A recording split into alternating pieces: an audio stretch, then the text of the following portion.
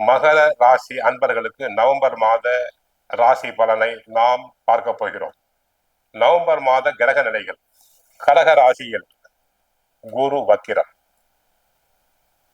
சிம்ம ராசியில் கேது சஞ்சாரம், துலாம் ராசியில் சூரியன் புதன் சுக்கிரன், விருச்சிக ராசியில் செவ்வாய், கும்பராசியில் ராகு, மீன ராசியில் சனி வக்கிரம்.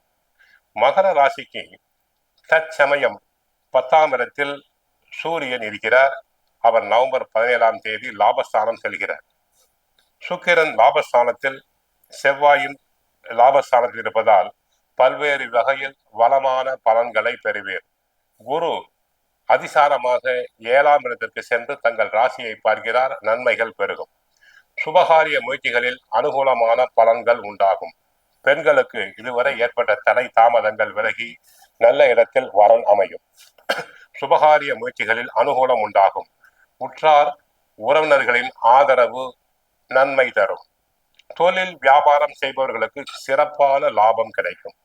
புதிய வாய்ப்புகள் தேடி வருவதால் அபிவிருத்தி பெருகும். கூட்டாளிகள் தங்களுக்கு ஆதரவாக செயல்படுவர். உத்தியோகத்தில் இருப்பவர்களுக்கு பணியில் கௌரவமான உயர்வுகள் உண்டாகும். புதிய வேலை தேர்பவர்களுக்கு நல்ல வாய்ப்புகள் கிடைக்கும்.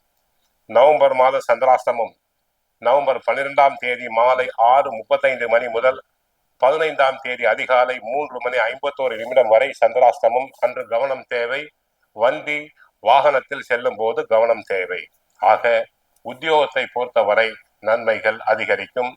உயர் அதிகாரிகள் தங்களை மனமாற பாராட்டுவர். தொழில் வியாபாரத்தில் லாபம் பெருகும்.